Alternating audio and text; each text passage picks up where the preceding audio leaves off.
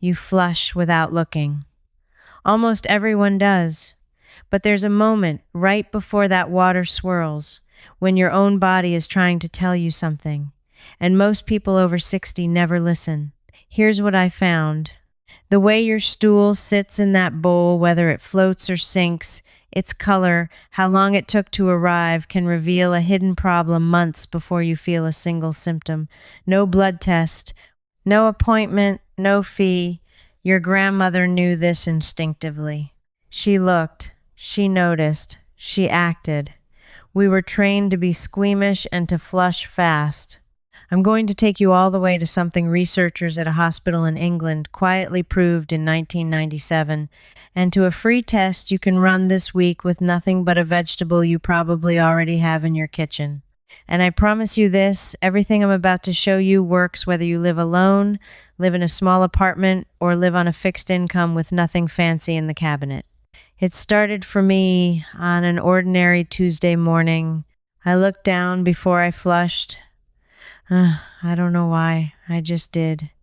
And something wasn't right. It was pale. It floated. And a small voice in the back of my head said, "That's new." That single second sent me down a trail I did not expect. Let me show you what I found. I want to start with the float, because that's what stopped me cold that morning. I always assumed stool sinks. That's the normal picture in your head. Heavy, solid, gone. So when mine floated up and sat there like a cork, my first thought was that I'd eaten something odd. I was wrong. And the reason why it turned out to matter far more than I imagined. A floating stool usually means one of two things. Either there's extra gas trapped inside it, which is harmless and passes, or there's extra fat in it. And that second one has a name that most people over 60 have never heard spoken out loud. It's called steatorrhea, fat in the stool. It means your body is not absorbing the fat from the food you eat. The fat is passing straight through you and floating to the top of the bowl because fat is lighter than water. Now here's why that stopped me. I had been eating well. I had been spending good money on good food. And a floating, greasy, pale stool was telling me that some of that food and some of that money was going right down the drain without ever feeding my body. Think about that for a second.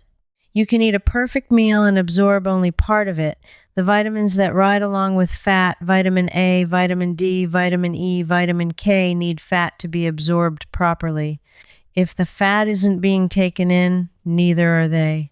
And a slow, quiet deficiency in those vitamins is exactly the kind of thing that gets blamed on simply getting older. That was the first crack in the story I'd been told my whole life. That fatigue, weak bones, and thinning skin are just what happens after 70, maybe. Or maybe your body has been trying to warn you from the bathroom for months and nobody taught you to read the message. I looked for how to read it properly. And that's when I discovered that this greasy, pale, floating stool tends to look different in another way too. It often smells far worse than usual and leaves an oily film, something that clings to the side of the bowl or leaves a sheen on the water. Those are the tells. Floats, pale, foul, oily. But here's the thing that pulled me deeper. Fat malabsorption doesn't come from nowhere. Something has to cause the fat to pass through undigested, and the list of causes led me somewhere I truly did not see, coming straight to a small organ tucked behind your stomach that quietly slows down with age, and almost nobody warns you about it. So I followed it. The organ is your pancreas. It makes the enzymes that break down fat. And here's the part that made me sit up. Research on aging shows that the pancreas can produce fewer digestive enzymes as the years go on. Your body can lose some of its ability to break down and absorb fat simply through the passage of time, and no one hands you a memo when it happens. There's a name for the more serious version of this: exocrine pancreatic insufficiency. It sounds frightening, and in its severe form, it needs a doctor. But here's what nobody told me. A milder, quieter version can creep in slowly, and the very first visible sign, long before you feel sick, is that change in the bowl, the float. The pale color, the oily sheen. Now, I want to be honest with you, the way I'd want a neighbor to be honest with me. A floating stool once in a while is nothing. You ate a lot of beans, you had a fizzy day, gas got trapped, it floated. That's normal and you can forget it. What matters is the pattern. Floating that keeps happening day after day, paired with pale color and that oily film, that's the pattern worth paying attention to. And the beautiful thing, the thing that made me feel a little foolish for ever paying for anything, is that noticing the pattern costs you nothing. It costs you 3 seconds of looking before you flush. 3 seconds that your grandmother would have considered plain common sense and that we somehow trained ourselves out of. But noticing isn't the same as knowing what normal even looks like. And that was my next problem. If I was going to read these signals, I needed a map. I needed to know what healthy actually looks like versus what's a warning. I assumed no such map existed, that this was all guesswork and old wives' tales. That assumption is where my investigation cracked wide open. Because there is a map, a real one, made by real scientists. And the story of how it came to exist is one of the most surprising things I dug up in this entire search. In the mid-1990s, at the Bristol Royal Infirmary in England, 2 researchers named Dr. Stephen Lewis and Dr. Ken Heaton were studying how long food takes to move through the human gut. To do their study, they needed a simple way for ordinary people to describe their stool without embarrassment and without medical jargon. So they created a chart, 7 types, type 1 through type 7. From hard little separate lumps, like nuts, all the way to entirely liquid with no solid pieces. They published it in 1997. It's called the Bristol Stool Chart, or the Bristol Stool Scale. And here's what floored me. This thing was built for doctors and researchers, printed in a medical journal, and yet almost no ordinary person over 60 has ever had it explained to them in plain language. It's one of the most useful health tools ever made, and it was practically hidden in plain sight. Let me give it to you the way I wish someone had given it to me. Type 1 is hard, separate lumps, like little nuts, hard to pass. That's a sign of slow movement and dehydration. Type 2 is lumpy and sausage-shaped, still too hard. Both of those point toward constipation, which in older adults is more common and more serious than most people realize. Type 3 is a sausage shape with cracks on the surface. Type 4 is smooth and soft, like a smooth sausage or a snake. Those 2, 3, and 4 are the target. That's the healthy middle. That's what you want to see. Type 5 is soft blobs with clear edges, passed easily. It can lean toward lacking fiber. Type 6 is fluffy, mushy pieces with ragged edges. And type 7 is entirely liquid, no solid pieces at all. 6 and 7 lean toward diarrhea and, if they keep up, toward losing fluid and minerals your body badly needs. So now I had my map. Aim for 3 and 4. Watch for 1 and 2 on the hard end and 6 and 7 on the loose end. And suddenly, a lifetime of vague worry turned into something I could actually read at a glance. But here's what got under my skin. Why did I have to dig through medical archives to find a simple chart that a hospital made freely available almost 30 years ago? Why isn't this taped inside every bathroom cabinet in the country, especially for those of us over 60 who need it most? Somebody somewhere benefits when you don't look, don't know, and don't connect the dots yourself. Hold that thought, because it's about to get sharper. First, I need to show you the single most important signal of all, and it's not the shape, it's the color. I'll be honest, I'd never once thought about the color of my stool as information. It's brown. It's always brown. Why would I think about it? Then I learned why it's brown in the first place, and the whole thing turned into a detective story. Your stool is brown because of bile. Bile is a greenish-yellow fluid your liver makes and your gallbladder stores, and it's released to help digest fat. As bile travels through your gut and gets broken down, it turns brown. That brown color is actually proof that the whole system, liver, gallbladder, bile ducts, intestines, is doing its job and the plumbing is open. So follow the logic with me. What happens if the color changes? It means the plumbing changed. Pale stool. Clay colored, chalky, grayish.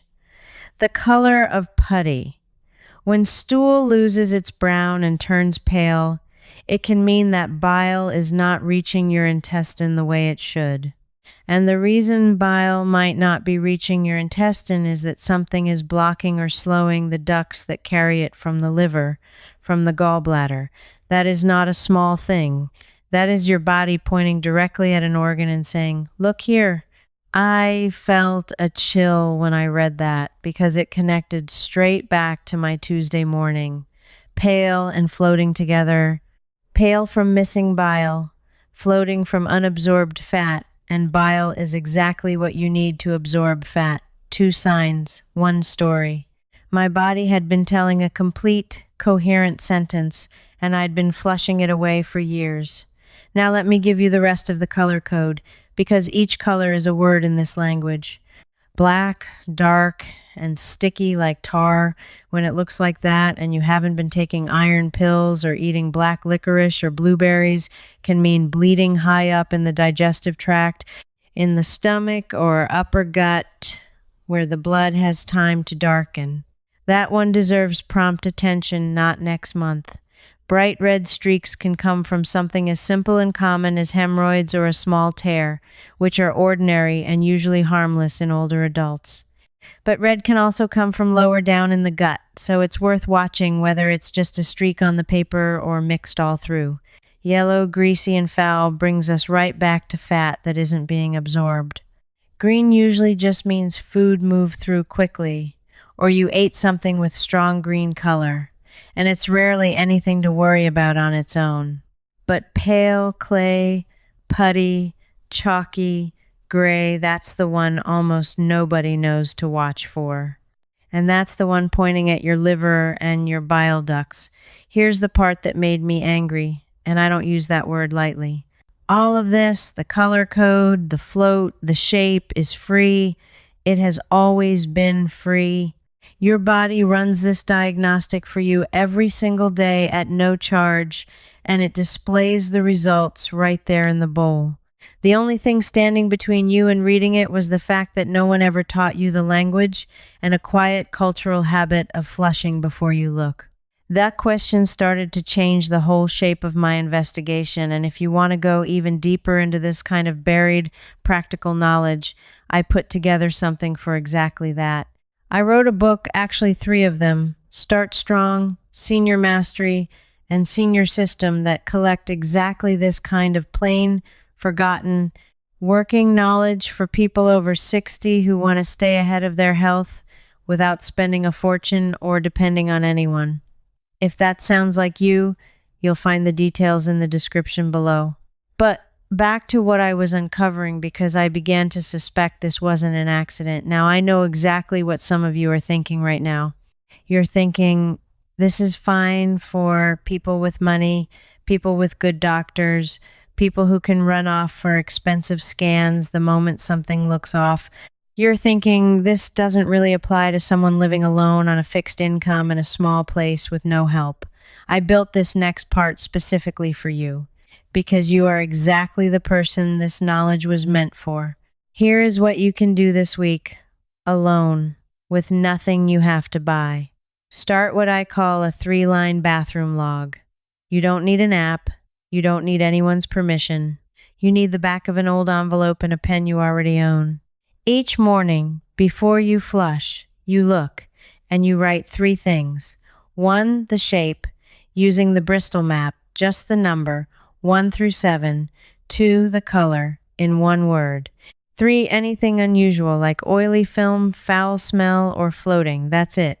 3 lines, 10 seconds. Why does this humble little log matter so much? Because a single day tells you almost nothing. Everybody has an odd day. But a pattern over 1 week, 2 weeks, A month, that's data no doctor could ever collect for you because they only see you for a few minutes once in a blue moon. You become the one person on earth keeping a continuous record of your own body's daily report. And if you ever do sit across from a doctor, you walk in holding 2 weeks of real evidence instead of a vague feeling. That changes everything about how seriously you get taken. And here's the second free tool, one that costs nothing and settles more worry than any product on a pharmacy shelf. Hydration and fiber, tracked against your log. If you notice you're drifting toward type 1 and type 2, the hard, lumpy, difficult end, the first and cheapest lever you have is water and plant fiber, not a bottle of pills. More water through the day, more vegetables, more beans, more whole grains, more fruit with the skin on.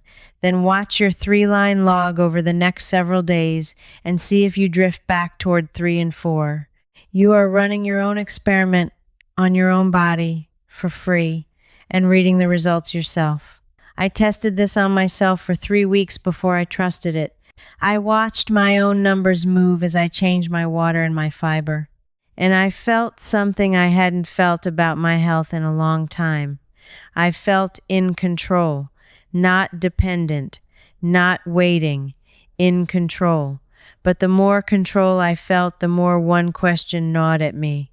If this is so simple, so free, so powerful, why did I have to dig this hard to find it?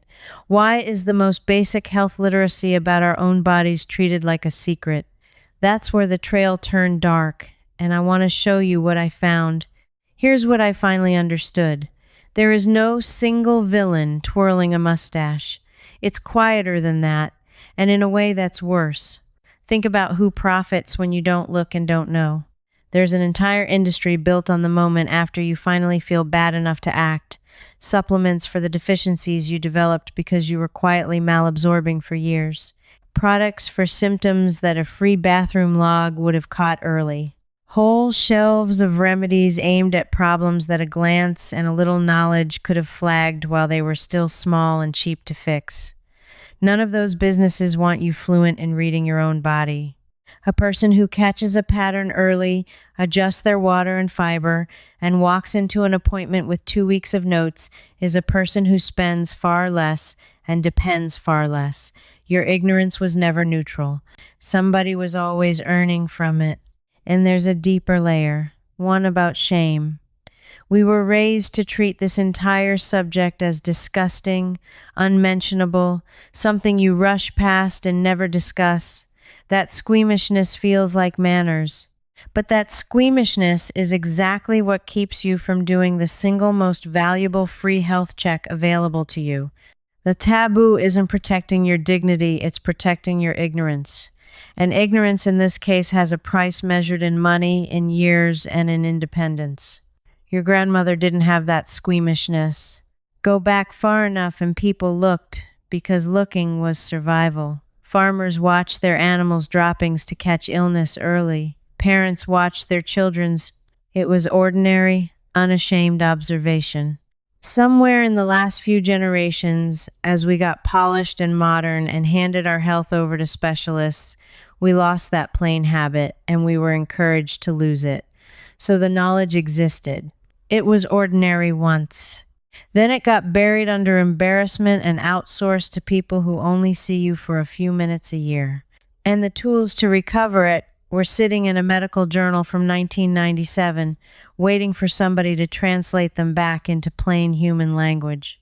That's what I set out to do, and it led me to the final piece, the one I've been building toward this whole time, because reading shape and color tells you what's happening right now. But there's one more free test, older and simpler than any chart, that tells you something shape and color can't. And when I found it, I understood why those Bristol researchers were studying it in the first place. Let me give it to you.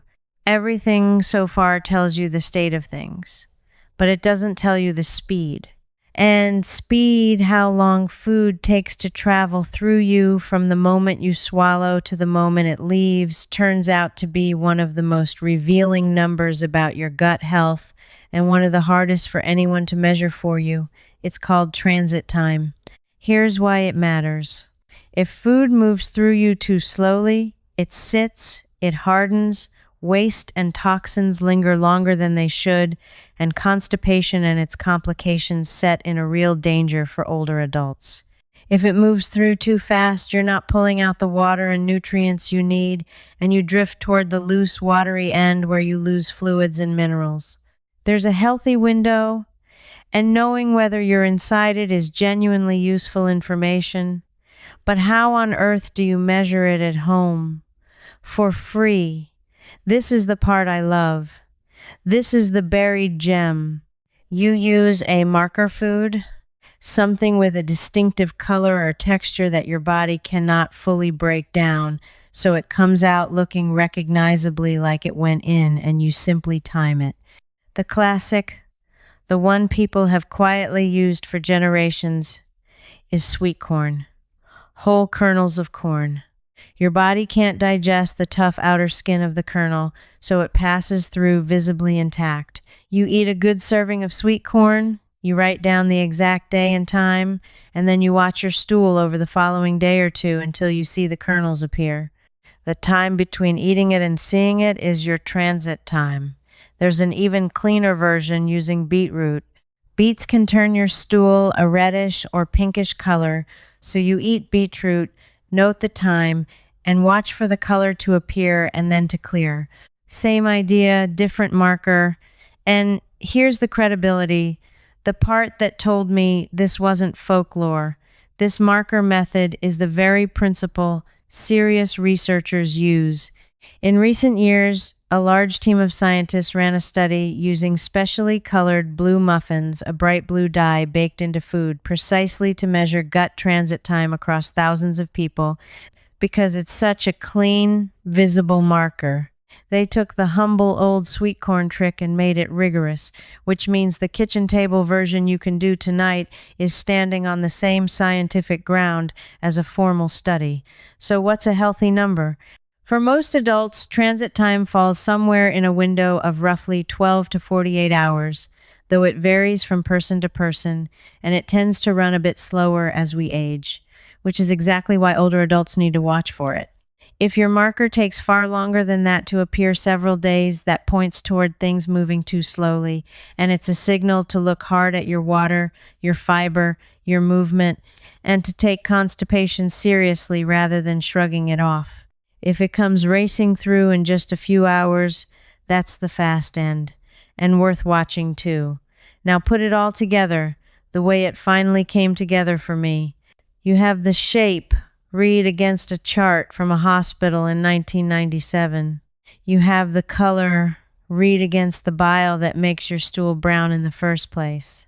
And now you have the speed, measured with a spoonful of corn and a note of the time, the same principle a modern research team used to study thousands of people. 3 free tests: shape, color, speed, no appointment, no fee, no product. Run with nothing but your own eyes, an old envelope, and a vegetable from your cupboard. This is the complete diagnostic your body has been offering you every single day of your life, free of charge, while you were taught to flush and look away. That's the secret, not a pill, not a purchase. The recovered ability to read your own body, an ability that was ordinary a few generations ago, got buried under shame and outsourcing, was preserved in a medical journal and in the plain memory of people who watched and noticed, and now sits in your hands. I started this whole thing skeptical. I genuinely believed you needed machines and specialists and money to know anything real about your own insides.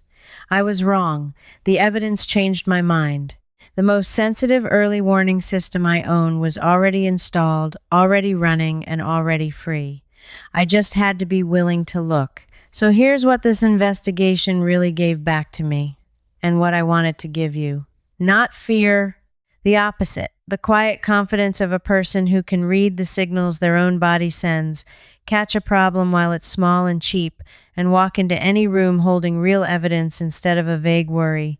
If you're the kind of person who would rather trust what you can see with your own eyes than trust what a label is trying to sell you, then you already think the way this whole search was built to reward You don't need to be told what to feel. You look, you note, you decide. Now, I want to hear from you, and I want you to actually do this because folks in this audience read and nod and then stay silent, and your experience could genuinely help someone else watching. Tell me one thing before today. Did you ever once look before you flushed? Or were you trained like I was to rush past it? Type it in the comments right now, even just a word. And tell me where you're watching from because I'm always amazed at how far this reaches. And if you want to keep pulling buried, ordinary knowledge back out of the dark with me, the plain, free, forgotten things our grandparents knew and somebody quietly convinced us to hand away, then come along and join the people doing exactly that here. Because the next thing I went digging into surprised me even more than this did. It's about a common signal in the way you sleep. After 60-something, almost everyone writes off as simple aging and a free evening habit from decades ago that changes it. I found the record. I'll show you what I found. Look before you flush. Your body has been trying to tell you the truth all along. All you have to do is listen. I'm the one who's been guiding you, and there's more. Right where we stopped, I take members through my full stool reading method, sign by sign, the deeper version of everything you saw today. Inside my membership, the Wise Living Circle, you can ask me your own question, and a real person, me, answers you myself. You're not alone here. Folks like you are already inside. Just point your phone's camera at the code. Cancel anytime with one click.